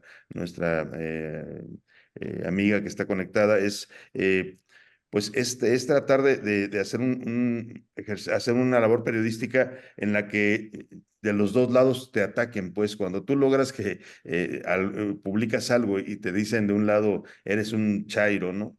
Ya me ha pasado algo que publicas, eres un chairo, estás ayudando y no sé qué, estás promoviendo la dictadura. Y si es del otro lado es igual, eres un chayotero, eres un vendido, eres una mierda, perdónenme por la expresión, pero así se ponen las gentes en las redes sociales. Vaya, pues creo que al final el periodista debe aspirar a eso, a que de un bando y de otro no te vea necesariamente como suyo, y eso pues me parece que tratar de bordear este periodismo donde puedas criticar a uno, pero también puedas criticar al otro sin necesariamente pasar ese límite entre el periodismo y una militancia activa que yo insisto, no descalifico, también me parece válida y son decisiones profesionales de cada quien. Lourdes.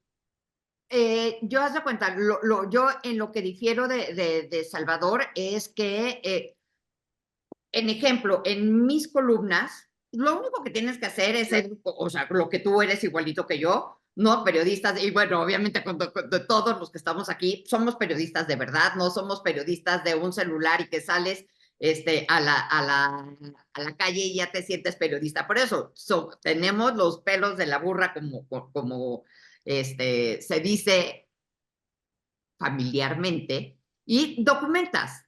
¿Qué sucede? Pues que decía, ¿se acuerdan Granados Chapa? Que el periodismo no puede ser objetivo porque es subjetivo. ¿En qué? Porque hablamos de sujetos y nosotros que somos sujetos. Entonces, pero sí puede ser totalmente claro en qué estás escribiendo. Si tú vas a dar una noticia, la tienes que dar documentada, no importa si eres chairo o no eres chairo. La noticia es seca, es tal cual. Oye, hubo hoy, ejemplo, hoy es aniversario luctuoso de la tragedia de la línea 12 del metro.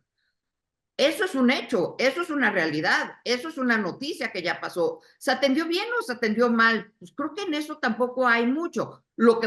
Cómo se generó, cómo la atendieron y demás, ahí es donde es lo que dice Salvador, ahí es donde tratas medianamente de ser subjetivo, ¿no? Perdón, de ser lo más objetivo que se pueda. Pero verdaderamente, hoy lo que sí estamos viviendo, y eso es lo que le decía de Salvador, a mí ya claramente me dicen que yo soy una neoliberal, desde que empezó este sexenio, me dicen que soy una neoliberal. Y pues, ¿saben qué? Me tiene sin cuidado que me digan los chairos. Perdón que lo diga de esta manera, pero me tiene sin cuidado. Mis columnas están todas documentadas. Yo no me aviento un comentario sin que esté documentado. Ahorita, mientras estábamos en este chat, acabo de poner que está Sergio Estrada Cajigal, que es un candidato dirían en Palacio Nacional, de la derecha, del Frente, para ser diputado federal por Morelos, y que es un violentador, está acusado por dos exesposas de ser violentador. Hemos sacado las fotos, he venido documentando el tema, y mientras estábamos ahorita, él está en audiencia. ¿Cómo podemos tener a un posible violentador? Bueno, es un violentador, pero no lo ha dicho un juez, aspirando a un cargo de elección federal. Pues ya si te dicen que eres chaira o no eres chaira, en redes me siguen diciendo, ya les gané 3 instancias, ya demostré que me difamaron, ya hice todo por la vía legal. Y me siguen diciendo que necesito bolsas, que necesito la colegiatura. O sea, siguen sacando las mentiras de Lozoya de hace más o menos 3 años. Entonces, es muy difícil darle gusto a todos, sí, pero como dicen, y dicen muy sabiamente, mientras hablen mal de ti, es que vamos por buen camino. Y cada vez que ponemos un post y se nos vienen encima, pues la verdad es que por eso llevamos tantos años siendo lo que somos, o sea, periodistas, porque ¿por qué no me acabaron conmigo con esa difamación de Lozoya? Porque tengo todo documentado y que lo que quieren es acabar con nuestra credibilidad, pero pues allá hay algo en la posverdad que en nuestras empresas no nos dejarían trabajar ni nos pagaran si nosotros fuéramos unos, pues, ¿cómo les pudiéramos decir? No fuéramos los periodistas de verdad que somos. Raúl. Sí, gracias. Me refiero primero a la pregunta inicial de la persona que está en Israel. En el comentario que ha colocado esta persona, dice que hay dificultades para que las redes sociodigitales sean instrumentos para transformar a la sociedad. Pues sí, es que no son para eso. Pueden servir. Todo avance tecnológico, todo recurso tecnológico tiene la posibilidad de apuntalar cambios, pero también de entorpecerlos. Es la historia de todas las tecnologías. Tuvimos desde hace pues, casi 30 años, debido a precisiones en exceso optimistas del entorno digital, la impresión de que esto iba a cambiar al mundo. Pues no, lo puede mejorar, lo puede propagar más información, pero por sí solas las tecnologías no transforman nada y desde luego coincido, yo mismo lo dije de otra manera, con las apreciaciones de esta persona acerca de cómo las tecnologías digitales pueden contaminar el debate público. El apunte de Lourdes acerca del voto obligatorio lo entiendo muy bien. A veces nos desespera la indolencia, lo digo así, no solo apatía de muchos ciudadanos, pero yo diría dos cosas. En experiencias internacionales en donde el voto, en donde el incumplimiento de la obligatoriedad del voto es sancionada, es muy difícil aplicar la sanción. En Argentina es obligatorio. Y a la gente que no vota le dicen, si no votas, o era hace algunos años, no sé hoy, no te damos pasaporte. Pues muchos dicen, no quiero viajar. Vaya, se entorpecen algunos trámites, pero más allá de esto, yo diría, estoy de acuerdo en que el voto es una responsabilidad de los ciudadanos, pero también puede haber el derecho a no votar. Un ciudadano que desconfía del sistema electoral, que dice yo no creo en el Estado, soy anarquista, yo diría que está mal de la cabeza, pero tiene derecho como ciudadano a no ir a la casilla a votar. Y esto es algo que hay que tomar también en cuenta. A mí me encanta que la gente vaya y se forme, que esté en esa fiesta cívica que deben ser, ojalá lo sean el día 2 próximo en las elecciones. No sé qué ocurrirá en el caso mexicano si hay más votantes. Hay la impresión de que más votantes significarán más votos para la oposición. No estoy seguro. Hay experiencias históricas en México en donde cuando hay más votantes, no necesariamente gana la oposición. De todos modos, yo abogaré porque todos los que puedan vayan y voten y se expresen y que haya un enorme caudal de simpatías electorales. El asunto del periodismo objetivo y subjetivo. En México padecemos, por desgracia, y esto ocurre en varios países de América Latina, el prejuicio que viene del periodismo estadounidense que señala que los medios deben ser objetivos, que deben ser imparciales, que la prensa debe recoger todos los puntos de vista. Pues esto no funciona.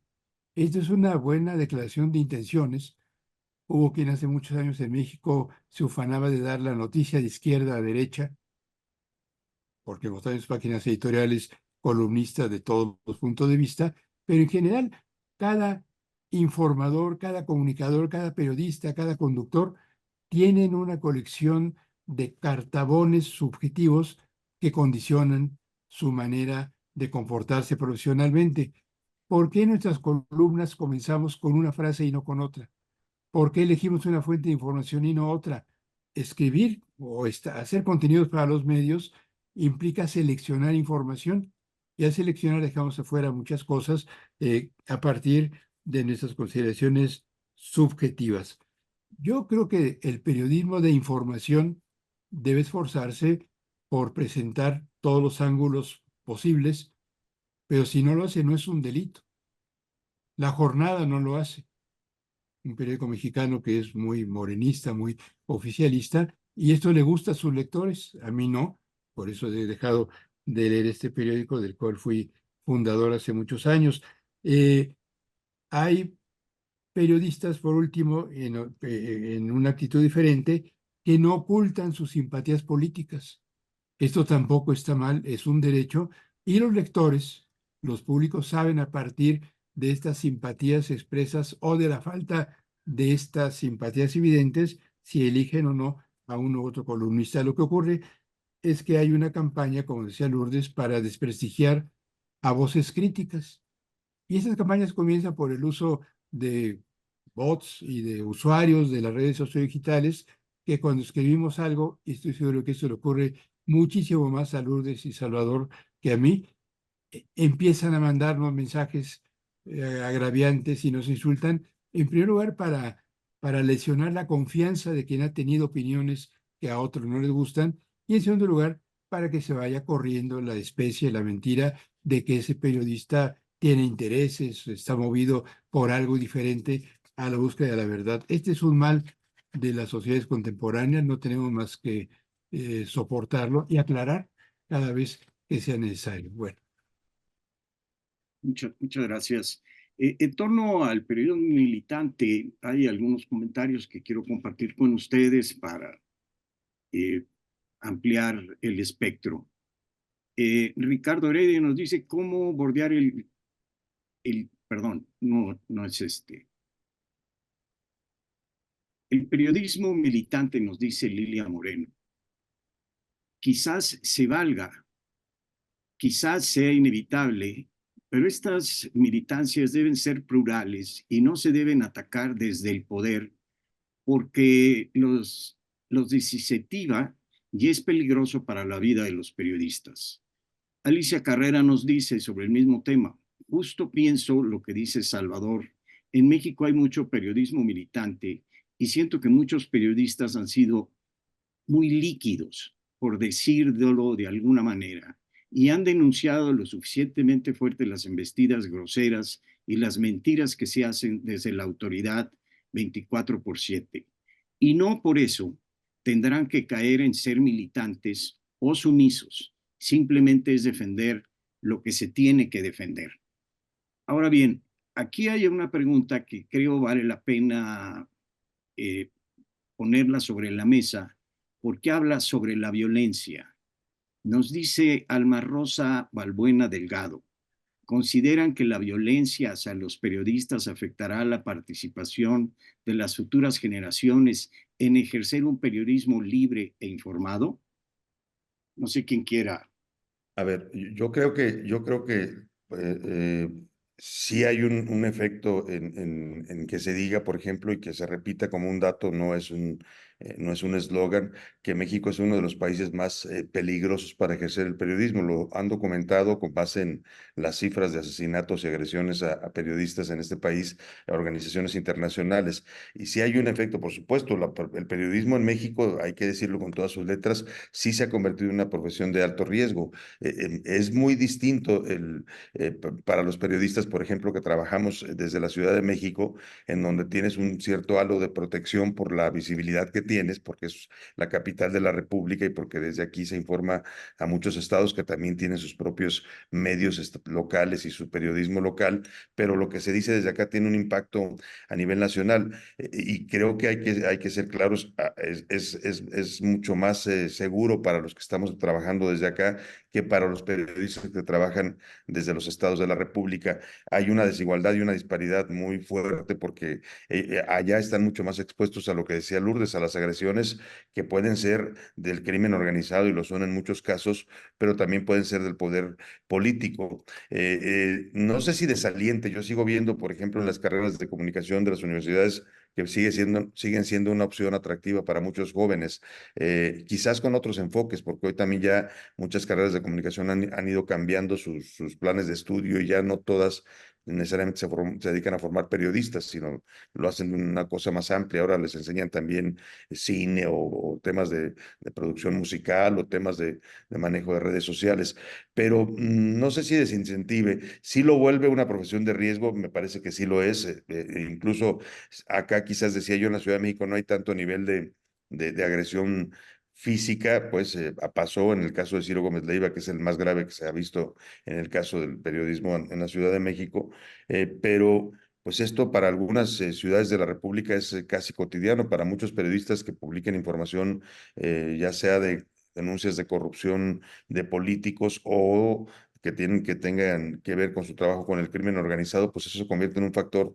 de muerte, vaya, ¿no? Ahí están las estadísticas oficiales que lo confirman. No sé si desaliente, pero sí alerta, pues, digamos, a las nuevas generaciones a que si van a entrar a esta profesión, saben que lo van a hacer en un momento en el que se ha vuelto una profesión riesgosa en este país. Acá las agresiones son verbales, acá son que te descalifiquen, que te digan que tú no eres un periodista serio, que recibes dinero, que estás enojado con este gobierno porque te dejó de dar el chayote. Vaya, eso es incómodo, es molesto, pero no llega al nivel, pues, de lo que viven muchos compañeros en la República Mexicana. El tema es, si mientras sea la gente la que te critique o la que te cuestione, yo no tengo ningún problema. Cuando uno ejerce esta profesión, uno tiene que saber que lo decía bien Lourdes, pues que tienes que vas a tocar intereses, que vas a incomodar con lo que digas o lo que publiques, y eso es parte del ejercicio periodístico. Si son los lectores, si es la gente que te lee, si es la gente a la que tú aludes en un comentario, en una columna o en un artículo, pues no hay problema, es parte del ejercicio periodístico.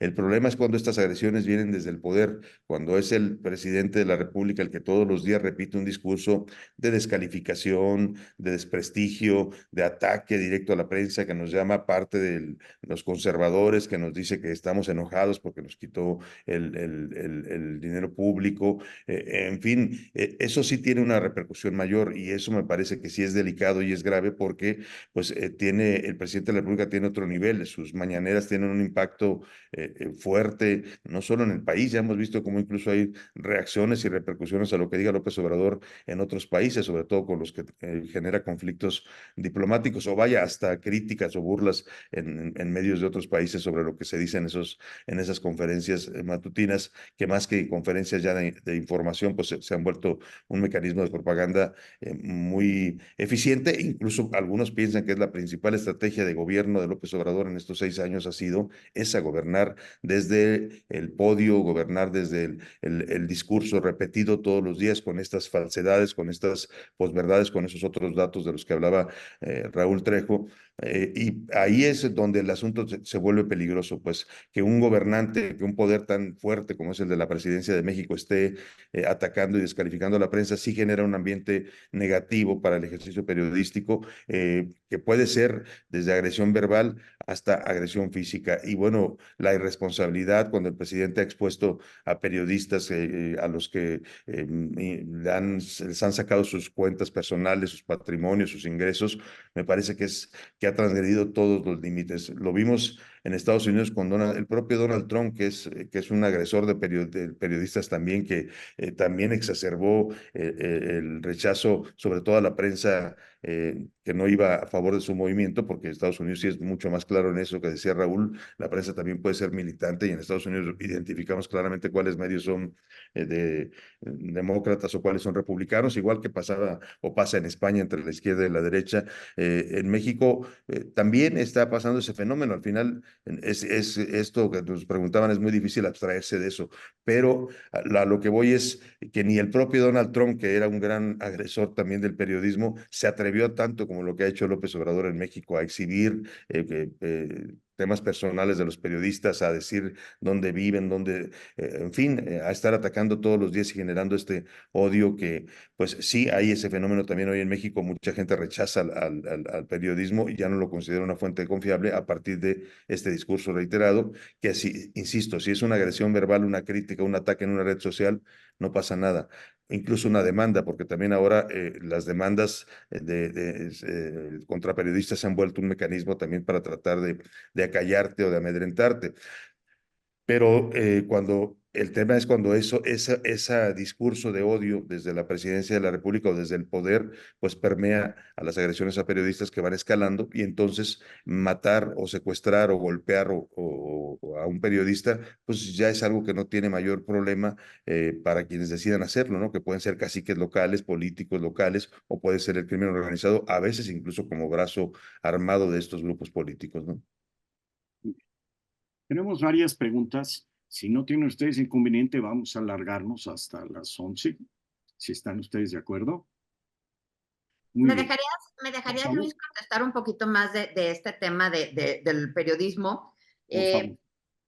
O sea, para los que nos están oyendo, y me gustaría comentarles que creo que nos falta también un link en el tema del periodismo, de la política, las elecciones y las redes sociales, es nuestra Fiscalía General de la República, o la Fiscalía de la Ciudad de México, o la Fiscalía de cada estado.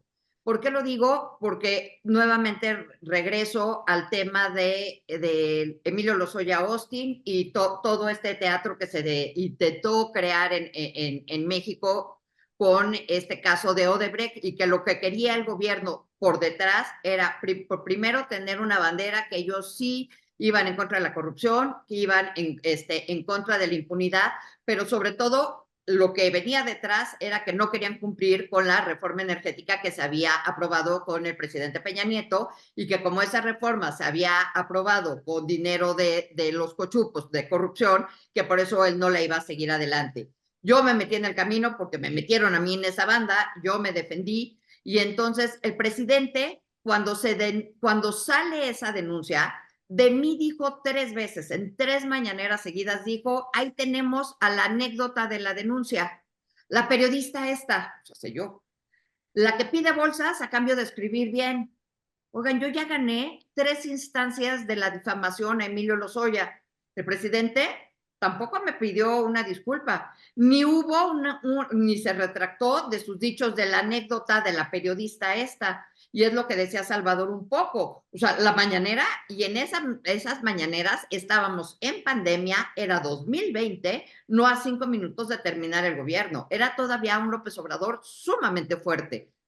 Entonces, ahí nada más se las dejo. ¿Qué pasa que viene después? Viene la foto, llego yo al restaurante en donde saco esa foto, donde hago claro, se queda la foto en donde se queda evidente que hay una impunidad entre, repito, el gobierno de López Obrador, la Fiscalía y Emilio Lozoya, el criminal confeso.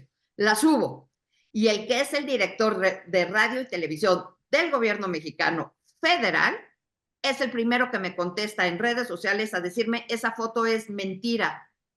O sea, desde el gobierno me vuelven a atacar y me vuelven a revictimizar. Y el tema no era si el ícono de la corrupción con Peña se estaba convirtiendo en el ícono de la impunidad, era si yo, Lourdes, periodista y víctima, había ido o no a tomar la foto. Y después, un año después, ya lo meten a la cárcel y demás por esa foto, porque incomodé al poder. La Fiscalía General de la República acusa a Emilio Lozoya y a su familia de ser los únicos beneficiarios del dinero de Odebrecht. El 2 de enero del 2022. Estamos en el 2024. Yo presenté una denuncia en contra de Emilio Lozoya en la Fiscalía General de la República por haber hecho el delito de falsedad en declaraciones. Saben que todavía no puedo iniciar esa denuncia porque en la Fiscalía de la Ciudad de México, de la Fiscalía General de la República, me mandaron a la de la Ciudad de México y fíjense que todavía no tienen tiempo para empezar esa judicialización. Entonces, también hay que voltear a ver esta parte de la ecuación, porque las fiscalías tampoco están de nuestros lados. O sea, como periodistas estamos en el peor de los mundos. Lourdes, ¿se acuerdan ustedes de Lourdes Maldonado? Fue a la mañanera y le dijo, señor presidente, necesito protección. ¿Qué pasó? No le dieron protección y después estuvo muerta. Entonces, también necesitamos voltear a ver a los ministerios públicos y a las fiscalías en general, que tampoco están cumpliendo su deber de velar por darnos seguridad a nosotros como periodistas. Bueno, es que la Fiscalía de la Ciudad de México está muy ocupada identificando restos de caninos. Pero bueno, tengo aquí una pregunta, ahora sí que de periodista a periodista. Como periodistas nos pregunta Guadalupe Romero, ¿qué podemos hacer? ¿Qué hacen ustedes contra la infodemia, la posverdad en las redes sociales? Lo pregunto desde el lado económico. Los salarios a los periodistas son paupérrimos y los columnistas tienen ingresos por lo que escriben. El periodismo romántico de real servicio muere lentamente. Más un ingrediente lamentable, la falta de vocación. Las generaciones de nuevos periodistas son bastante light y los pocos que hay en esas carreras piensan en ejercer en todo lo sexy de la comunicación, menos en el periodismo. No sé quién quiera contestar esta pregunta. Pues la verdad es que tiene toda la razón, pero a ver,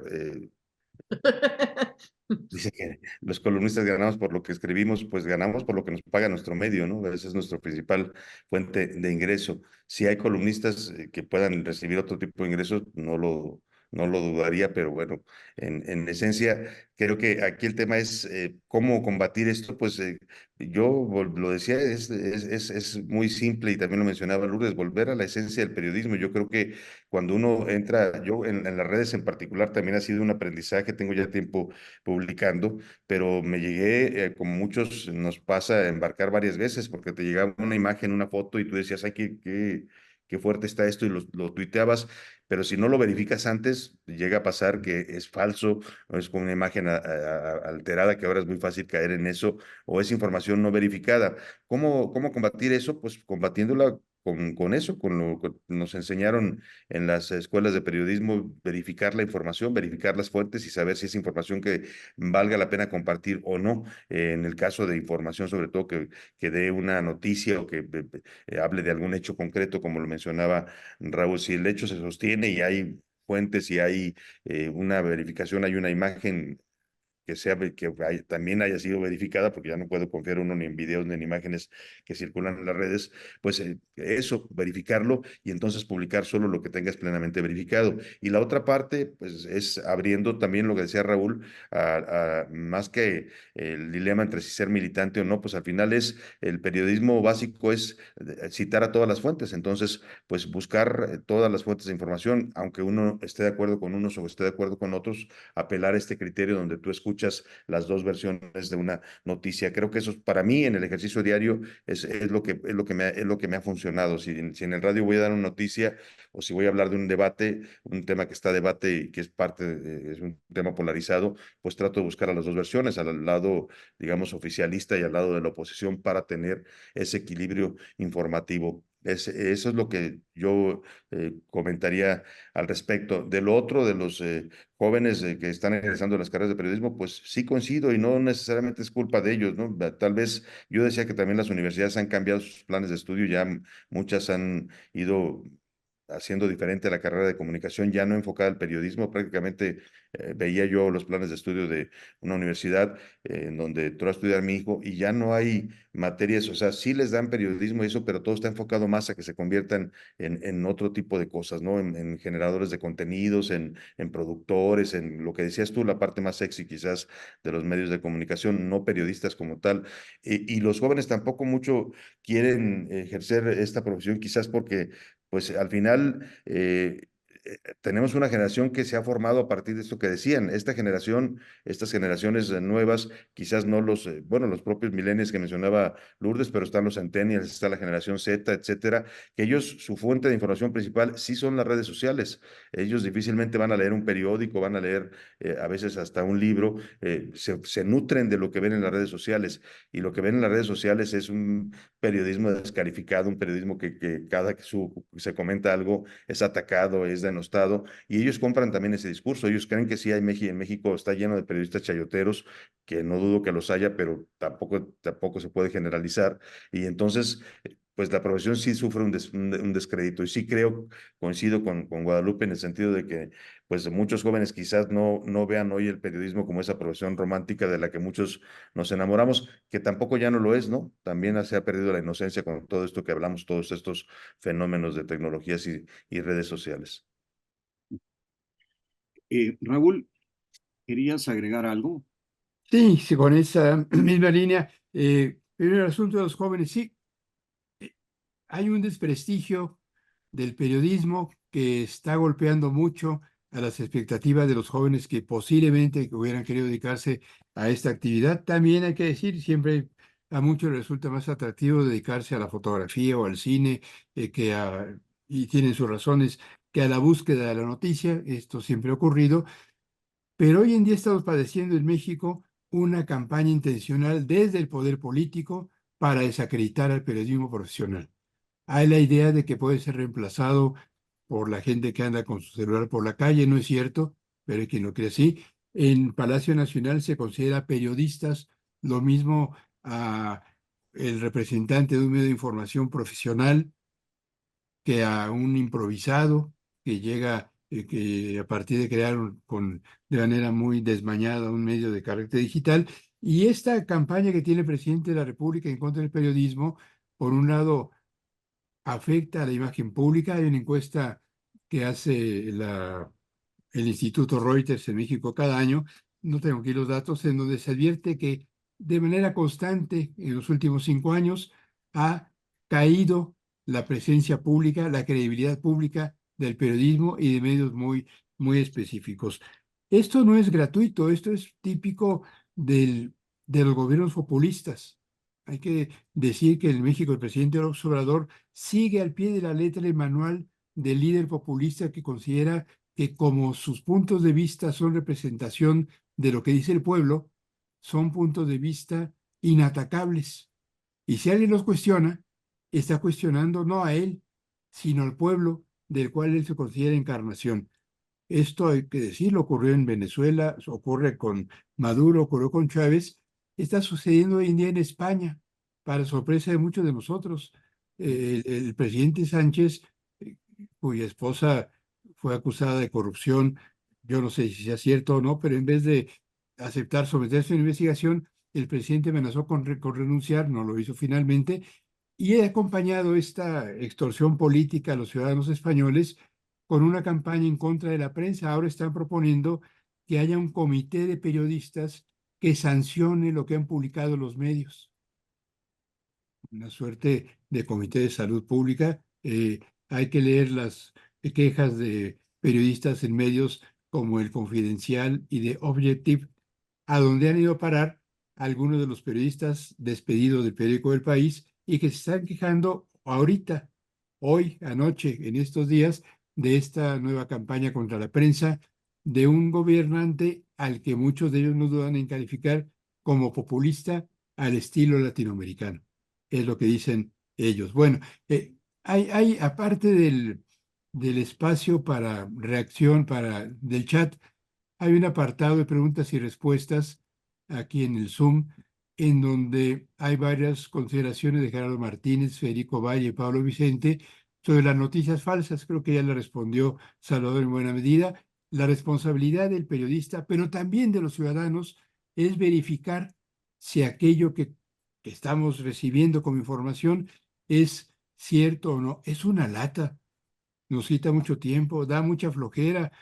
Quien trabaja de manera profesional tiene la obligación de hacerlo, y quien como ciudadano se interese en una información que pudiera ser falsa tiene la responsabilidad de hacerlo antes de replicarla. Terminó diciendo que aquí hay desde hace rato una intervención de Luis Núñez que dice: excelente evento.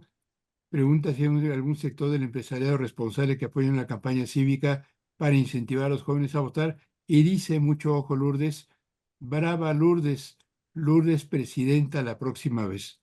Creo que ya tienes un comité de campaña. Ya tiene candidatura, Lourdes. Muy bien. Hoy, curiosamente, es el Día Mundial de la Libertad de la Prensa y hace un momento el propio el embajador Ken Salazar subió a sus redes una felicitación a los periodistas mexicanos por su valentía hoy en el Día de la Libertad de la Prensa. Quedan muchas preguntas. Voy a poner una, yo creo que ya con esa terminaríamos, a lo que tengamos un poquito más de tiempo.